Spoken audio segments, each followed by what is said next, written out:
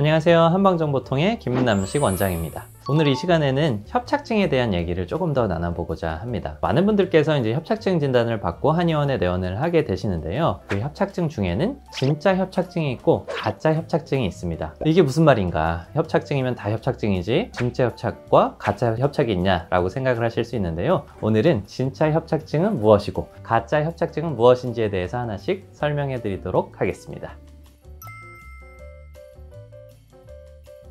척추에 대해서 우리 협착증이다 라고 하면은 어떠한 것을 의미를 하게 되냐면 척추관 협착증을 통칭해서 협착증이라고 일컫는 것들이 많습니다. 척추관 협착증이라는 게 뭐냐면 우리 척추 요 모형을 보시면 뇌에서부터 신경줄기가 노란색으로 이렇게 쭉 이어져서 꼬리뼈 쪽으로 이어지는 요 커다란 관이 있습니다. 여기를 바로 척추관이라고 하고 앞에 있는 디스크 물질이 뒤로 튀어나오고 뒤쪽에는 여기 인대가 있는데요. 황색 인대가 부어가지고 양쪽 사방에서 이렇게 척추관을 압박하는 증상을 바로 척추관 협착증이라고 부릅니다.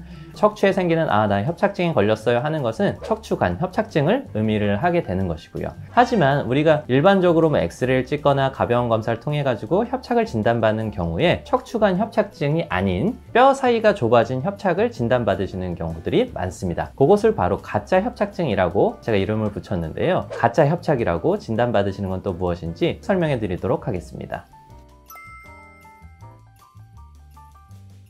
그래서 흔히들 이제 허리가 아프고 다리가 저리거나 해서 검사를 먼저 시행을 하시게 되는데 MRI나 CT를 먼저 찍지 않고 대부분 이제 엑스레이 검사를 먼저 진행을 하게 됩니다. 정형외과 가서 이제 엑스레이 검사를 했는데 선생님께서 협착증이 있다고 했어요 라고 하는 것은 사실 가짜 협착증일 가능성이 높습니다. 협착이 아니라는 얘기가 아니고 척추관 협착증이 아닌 다른 협착일 가능성이 높다는 것을 의미를 하는데요. 첫 번째 발생할 수 있는 협착의 종류가 무엇이냐면 척추뼈가 하나 둘 셋 넷 다섯 이렇게 이어져 있잖아요. 요 앞쪽에 있는 큰 네모난 요 뼈, 요 모양을 이제 추체라고 부릅니다. 척추에 있는 중심이 된다라는 뜻에서 몸통이다 라는 뜻의 추체라고 부르는데 이 추체 사이사이에는 이 디스크 물질이 이렇게 위치를 하고 있습니다. 근데 엑스레이를 찍어봤을 때 이 뼈와 이 뼈 이렇게 사이가 좁아져 있는 경우들이 있어요. 이것을 이제 추체간 협착이라고 부르고요. 추체간 협착이 있다는 것은 무엇을 의미를 하냐면 디스크 높이가 낮아졌다는 걸 의미를 하거든요. 디스크 높이가 낮아졌다는 건 뭐냐면 앞쪽으로는 디스크가 잘 빠져나가지 못하도록 굉장히 강한 인대가 발달되어 있기 때문에 디스크가 뒤쪽으로 탈출했을 것이다 라는 것을 의미를 합니다. 때문에 엑스레이를 찍어서 협착을 진단받으시는 분들은 대부분 추체간 협착을 진단받으시는 거고 뼈 사이의 높이가 낮아졌고 낮아졌다는 것은 디스크 질환이 많거나 디스크와 함께 뒤쪽에 인대가 자라나서 생기는 척추관 협착증이 발달했을 가능성이 높다라는 것을 의미를 합니다. 그래서 엑스레이로 진단해보는 협착증은 가짜 협착증이라고 제가 이름을 붙이긴 했습니다만 추체간 협착일 가능성이 높다라고 생각하시면 되고요. 두 번째 협착증은 또 무엇이냐면 추간공 협착이라는 것도 있습니다. 추간공 협착은 뭐냐면 아까 척추관은 뭐라고 했죠? 나무에 있는 줄기가 쭉 내려오듯이 긴 줄기가 내려와서 꼬리뼈까지 주행하는 것을 척추관이라고 부르고요. 중간에 큰 줄기가 있고 신경에 이렇게 나오는 가지들이 있습니다. 이 가지가 나오는 구멍이 있거든요. 이렇게 구멍이 발달되어 있는데 신경에 가지가 나오는 구멍을 추간공이라고 부르고 여기가 여러 가지 원인에 의해서 예를 들면 퇴행성 변화에 의해서 뼈 사이의 관절이 커지는 경우도 있고 여기가 황색인대라는 걸로 채워져 있는데 황색인대가 두꺼워지면서 막히는 경우도 있고 앞에 있는 디스크가 뒤쪽으로 튀어나오면서 여기가 또 좁아지는 것도 있고 그렇거든요. 그래서 어찌됐건 결과적으로 추간공,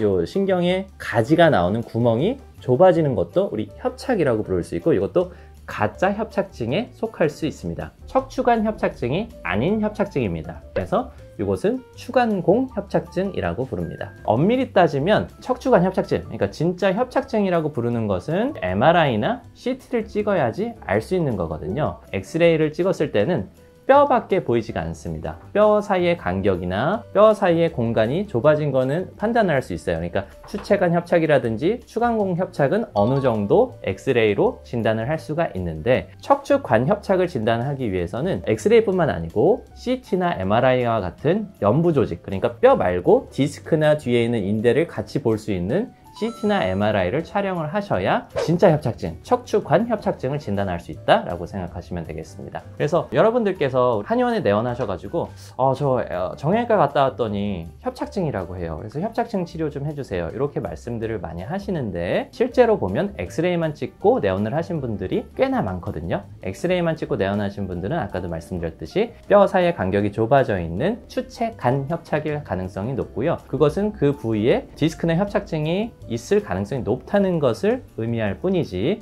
진짜 협착증이라고 부르는 척추관 협착증을 정확하게 진단하기 위해서는 CT나 MRI 검사가 필요하다라고 이해하시면 되겠습니다.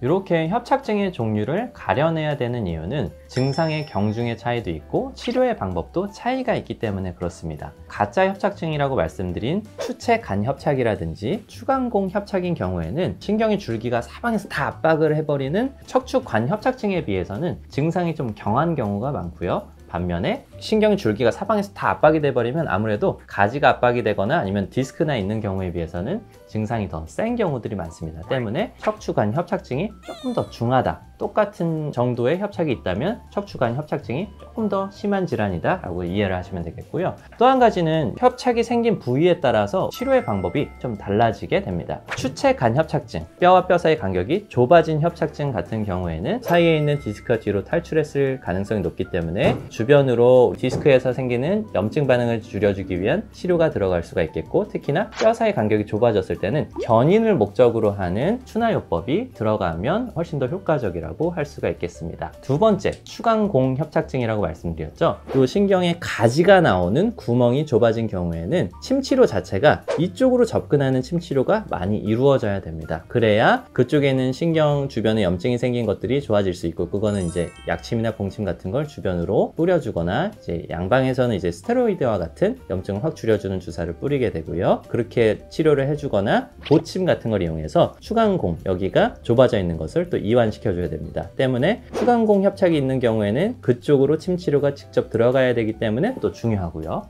척추관 협착증 같은 경우에는 신경 줄기가 사방에서 다 압박이 되는 거기 때문에 전방위적인 치료가 다 필요합니다. 예를 들면 4-5번 레벨에 척추관 협착증이 있다면 이 안쪽에 있는 부분이 이렇게 쫙 이렇게 쪼여져 있겠죠. 그렇게 되면 침치료로 이 가운데 쪽, 줄기 쪽으로 접근하는 쪽으로도 침이 들어가야 되고, 사이드 쪽, 그러니까 추간공이 나오는 부분도 사방에서 다 압박이 되기 때문에 거기도 치료가 들어가야 되고, 견인도 같이 해줘야 되고, 염증 반응을 줄여주는 약침 치료도 돼야 되고, 그러니까 척추관 협착증 같은 경우에는 다른 것보다 훨씬 더 전방위적인 치료들이 들어가야 됩니다. 때문에 이 협착증의 종류를 나눠야 되는 이유가 아까도 말씀드렸다시피 진짜 협착증인 척추관 협착증 같은 경우는 신경 줄기가 눌리는 거기 때문에 증상이 더 중해서 그렇다. 나머지 협착증은 그거보다는 조금 경한 증상이다 라고 생각하시면 되고, 협착이 어디에 생겨 있느냐, 뼈 사이 간격이 좁아졌느냐, 신경 가지만 나오는 구멍이 좁아졌느냐, 줄기가 눌렸느냐에 따라서 치료 부위와 방법이 정해지기 때문에 그것이 중요하다고 할 수가 있겠습니다. 한의원에서는 사실 엑스레이, CT, MRI를 찍지는 않습니다. 우리 한방병원 같은 데 가시면 이제 뭐 저희가 촬영을 하긴 하지만 한의원에서는 직접 촬영을 하지는 않거든요. 그래도 정형외과나 아니면 신경외과에서 촬영하신 엑스레이, CT, MRI 같은 CD가 있으시면은 저희한테 그 영상을 보여주시면 설명드린 이러한 이유들 때문에 보다 더 정밀한 치료들이 들어갈 수 있거든요. CD를 지참해서 내원을 해주시면 치료하는데 훨씬 더 많이 도움이 될 수가 있겠습니다.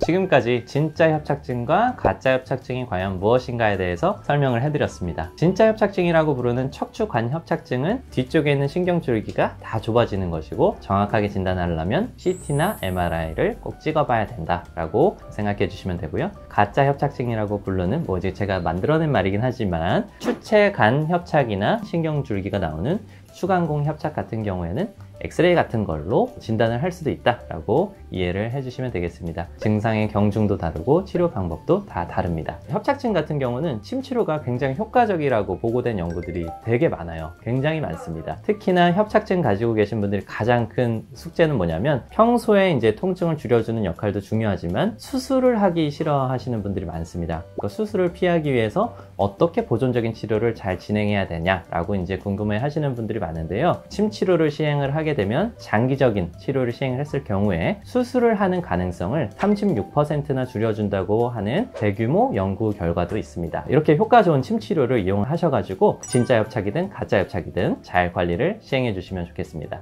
지금까지 한방정보통의 김남식 원장이었습니다. 시청해주셔서 너무 감사드립니다.